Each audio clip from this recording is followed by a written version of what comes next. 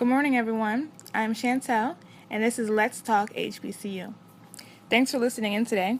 We're having an exciting show come up about graduation, the one thing I know we're all looking forward towards. May is the official start of the graduation season, and I couldn't be more excited for our seniors. For those who aren't familiar with me, I'm a first semester senior at Voorhees College, majoring in mass communication, and I'll be graduating in May of 2018. I'm not quite there yet, but I'm still going strong. Today's show will be for our graduating seniors, and we have a few of them here today. But they'll speak to us in a few moments. For now, I'll give you a breakdown of what's to come. First, we're going to start with our news roundup, which gives you some updates for our HBCUs, followed by an interview with Ms. Zaporia Taylor, a graduating senior from Voorhees College. After that, we'll address the issue, and that segment will discuss the problems that HBCUs face.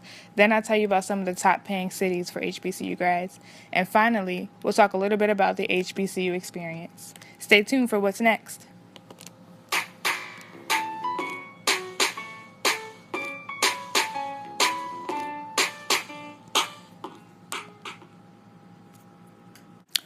Okay, so first up is our news roundup.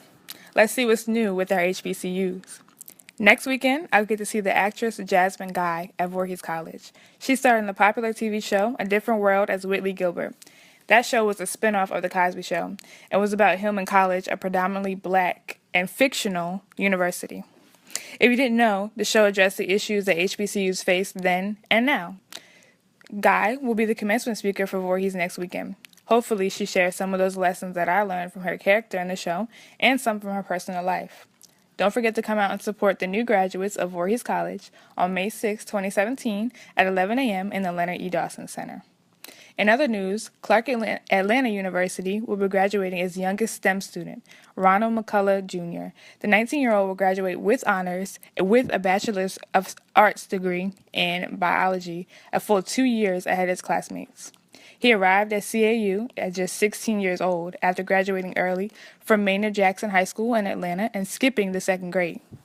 After being heavily recruited for engineering programs at North Carolina A&T State and also at the University of Hawaii, McCullough's post-graduation plans are to enroll in the biology and agricultural engineering program at North Carolina A&T. His ceremony will be held May 22nd. Be sure to stop by and see him as well. And once again, kudos to all of our upcoming HBCU grads. I'm proud of your hard work, and I can't wait to see what you do next. Stay tuned for what's next. We'll be addressing the issue.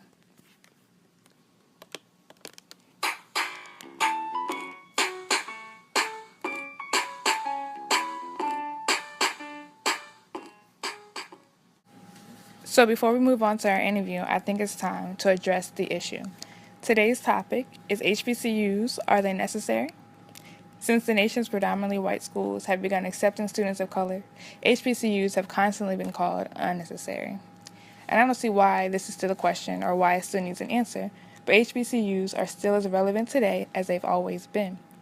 And I may be a proud HBCU student and supporter, but the facts don't lie. The Education Trust, which is a Washington-based nonprofit, released a survey last month proving that HBCUs are very relevant, especially to the low-income students that wouldn't be able to attend college without their help.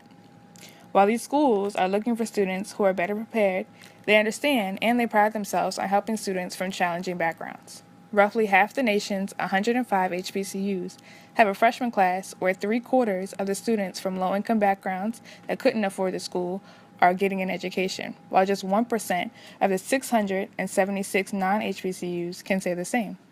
That means if we get rid of those 105 HBCUs, only 1% of the population at these non-HBCUs will be receiving the education that they need. Historically black colleges have always served the underserved and the less privileged. We need these institutions because they provide the service that others are not willing to. For more information on the relevancy of HBCUs and how they contribute to our society, please follow my favorite blog, HBCU Pride Nation. Next up, we'll have an interview with Zaporia Taylor. Stay tuned. You don't want to miss it.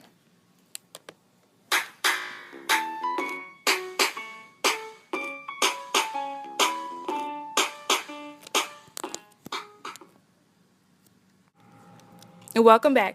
In this segment, we're going to have Zaporia Taylor, Voorhees College graduating senior, come and speak to us on her experience as a student and a senior.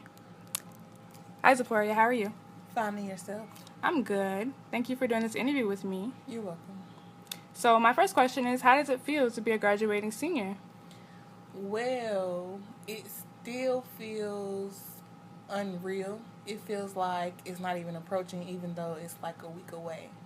So, I mean, it's like I can't believe I did it, but is it really happening type feel. You understand what I'm saying? Yeah. Like, it hasn't hit me yet, but I'm pretty sure it's going to hit me probably, I say 10 minutes before graduation, probably. 10 minutes before Probably. graduation? Because I was the first one to cry in high school, so I'll probably be the first one to cry in college. Okay. Well, we're all excited for you. What are your plans after graduation? Well, I'm moving back home, and I'll be working at the Atlanta airport for security, but I will also be attending Claflin University online for their master's program in criminal justice, which is a 1-year program. Okay. So, you're getting your master's degree. Were you a criminal justice major at Voorhees? Yes, I was. How was that experience? Well, to me, it felt like my professor pushed me. I know that she wanted more than normal teachers, so I tried to excel in what I could, and I tried to do my hardest as I can. But it was a challenge. Most people don't like her or them. But, I mean, to me, they're wonderful people. They just want you to try as hard as you can. Those are the best teachers to have. Yeah. Do you think you're ready to make the transition? No, because Voorhees not only babied me, but it gave me a family sense. Don't get me wrong, I have a family at home. It's just that I feel like at Voorhees, no matter what you're going through, nobody judges you because everybody's there for the same purpose and everybody's there for the same reason. I'm not saying my family judges me or anything, but I feel like Voorhees gave everybody a purpose, gave everybody something to look forward to and a push. Voorhees believed in everybody when nobody else could or didn't. So I feel like Voorhees had that family feel, and I'm going to miss that and seeing everybody and being close with other people. But I mean, I have to move forward so that I could better my life and better the lives of others in my family. Okay.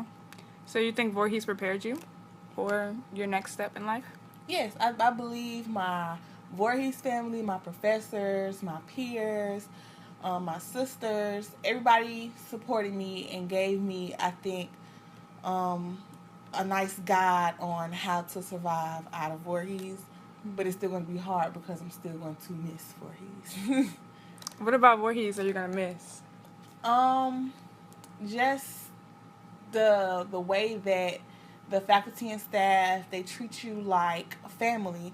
Like it may not be the largest HBCU or the most known HBCU, but if you come to Voorhees, like if you just step foot on their campus, they treat you like family. From the admissions office to Wright Hall, to your professors, to the students, to student support services, everybody treats you, and they have programs for everybody that needs help in what area, and that really goes a long way. From some HBCUs, because some people have transferred to Voorhees because they felt like they didn't get the necessary requirements from their other school. But I mean, everybody has their own. But I feel like Voorhees gives that special when you attend Voorhees. Yeah, I understand. I get that same kind of feeling. I'm glad I'm going to be here for another year. But thank you for the interview. It was nice talking to you, and it's always nice to hear from our graduating seniors. You're welcome, and I hope you the best on your graduation next year in May.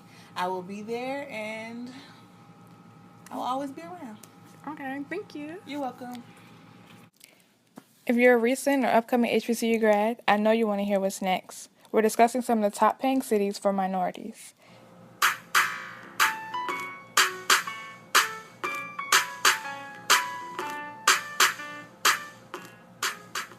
Eventually, we all have to move out and be on our own. It's important to plan ahead, and I thought this list may be helpful for some of you. A Forbes magazine article recently reported 10 cities where African Americans are doing the best economically. The first being Atlanta, Georgia. with a median household income of $41,803 a year. Next is Raleigh, North Carolina, coming in at $42,285. Third, Washington, D.C., $64,896. Fourth, Baltimore, Maryland, $47,898. Fifth, my favorite, Charlotte, North Carolina, $36,522. Virginia Beach, Norfolk, Virginia, $40,677. Next, Orlando, Florida, $33,982 a year. 8, Miami, Florida, $36,749 a year. 9, Richmond, Virginia, $38,899 a year. And San Antonio, Texas. And that one comes in at $41,681 per year. Out of all these states, you can pick your favorite or your best. Let us know where you're thinking about moving to, and we'll give you some tips and tricks. Find out some more details online at Forbes.com.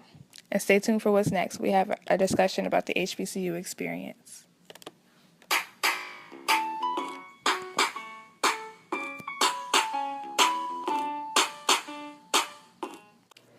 The HBCU experience is one of a kind. I'm glad I chose my HBCU, and I'm sure others have too. Others are grateful too. If anyone is listening, you can call in right now or leave us a comment below and tell us about your HBCU experience. I'm looking forward to hearing from you and from the rest of our seniors in the next show. Thanks for listening to Let's Talk HBCU. Again, my name is Chantel, and we're looking forward to hearing from you next time.